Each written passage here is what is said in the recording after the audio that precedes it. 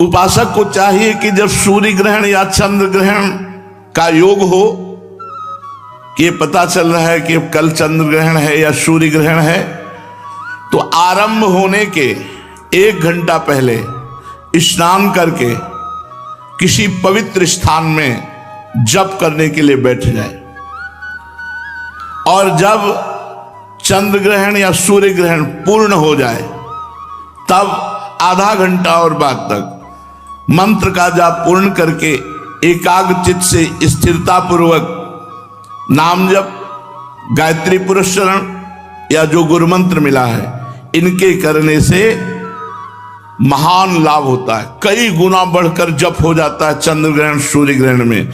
आधा घंटे बाद फिर स्नान करके पवित्र तीर्थ आदि में फिर अपनी दिनचर्या में करे। ग्रहण के समय जप का बहुत बड़ा विधान है। जब ग्रहण पड़ने को हो तो पवित्र अपने लोगों ने भी अनुष्ठान किया है, यहां भी किया है, ब्रज में भी किया है।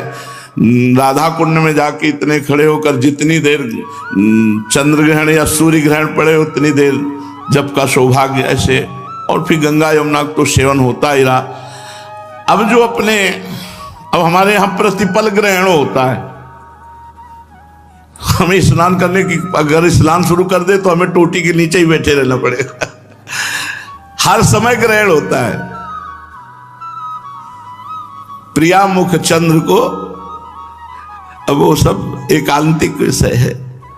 इसीलिए अब इस चंद्र ग्रहण सूर्य ग्रहण का नमस्कार पूर्वक अब तो केवल रसिकनन निशान बजायो एक श्याम श्यामा पद प्रीति, श्री हरिवंश चरण निज सेवक बिचले नहीं छाड़ी रस रीति, प्यारी जू और प्यारे जू।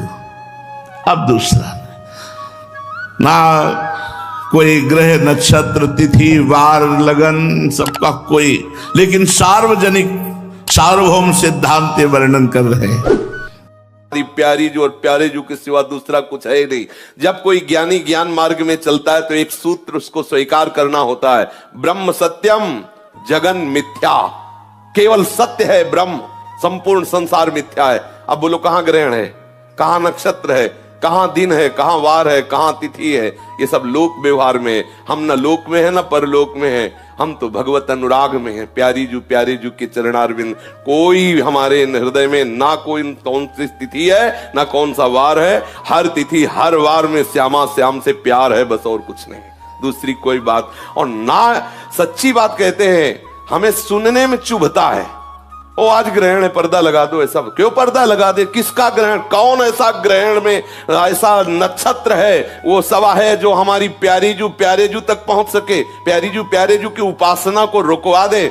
नहीं नहीं, कोई भी ग्रह ऐसा नहीं है जो इतना बलवान हो कि हमारे श्याम सुंदर और लाडली जू के विलास में लग जाए। ऐसा है किसी के? अरे कुछ नहीं। हरिवंश महाप्रभु ने दोष में कहा है, जब आप स्फुटवाणी को पढ़ो तो स्फुटवाणी में लिखा है ना, द्वादश चंद कृत स्थल मंगल बुद्ध विरुद्ध सुर गुरु बंको, यदि दशम भवन भृगु सुत मंद सुकेतु जन्म के अंक, अष्टम राहु चतुर्थ दिवामणि तो हरिवंश करत ना संको, जो पे कृष्ण चरण मन अर्पित तो करी है का नवग्रह रंक। ए बेचारे गरीब नवग्रह क्या कर सकते हैं? रंक, बेचारे गरीब नवग्रह क्या कर सकते हैं?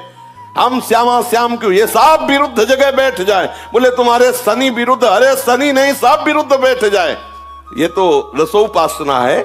श्री तुलसीदास जी कहते, जानकी नाथ सहाय करे तब कौनो बिगाड़ी सके नर तेरो। उसमें एक पंक्ति, शुक्र शनिचर राहु केतु सब वही है क्षण में तेरो चेरो, जानकी नाथ सहाय करे तब कौन बिगाड़ स। इसमें कह रहे जो पे कृष्ण चरण मन अर्पित। और यहाँ महाप्रभु कृष्ण चरण, और जहां कृष्ण जिन चरणों में अर्पित है हम उनकी उपासना में मगन। श्री राधा जो चरण निवास, सब ग्रह नक्षत्र अनुकूल हो, भानु दशम जन्म निशापति मंगल बुद्ध शिवस्त लली के, जो गुरु होए धर्म भवन के, तो भृगुनंद सुमंद नवी के, तीसरो के तू समेत विधुग्रस तो हरिवंश, मन क्रम फीके गोविंद छाड़ी भ्रमंत, दसो दिस तो करी है का नवग्रह नीके। यदि सब ग्रह सही अंक में विराजमान है, सब अनुकूल हैं, लेकिन भगवत विमुख हो तो जलोगे, मरोगे, नाना प्रकार के द्वंद्वों में पिछोगे, कोई तुम्हें नहीं बचा सकता। शंकर सहस विष्णु अज तो ही, सकहि न राख राम कर द्रोही। भगवत विरोधी को कहीं भी भाग के चल, और भगवत अनुकूल है तो सब खिलाफ खड़े हो, कुछ नहीं करेंगे। जो भी होगा सब मंगल ही मंगल होगा, मंगल भवन का आश्रय लिए। ये तो हुई असाधारण बात। हम निकुंज उपासक हैं, प्यारे जू के जहां सूर्य चंद्र का प्रवेश नहीं तो ग्रहण की क्या बात है। तो आप जहां भी हो हमारे प्यारे जू के हो, वृंदावन का आश्रय लिया है तो मात्र वृंदावन की रस रीति से उपासना करो, कोई भी डरने की बात नहीं। जो आचार्य कह रहे हैं, जो महापुरुष कह रहे हैं, हमें उसी के अनुसार चलना चाहिए। हमारी उपासना में ग्रहण, नक्षत्र, तिथि, वार सब एक तरफ रख दिए गए। रोज मंगला से शयन से मंगला, केवल प्यारे जू, दूसरा कोई गान नहीं, दूसरा कोई चिंतन नहीं, और इससे बढ़कर कोई रस पद्धति नहीं, इससे बढ़कर कोई सिद्धि नहीं, इससे बढ़कर कोई महामहिमामय आनंद नहीं है।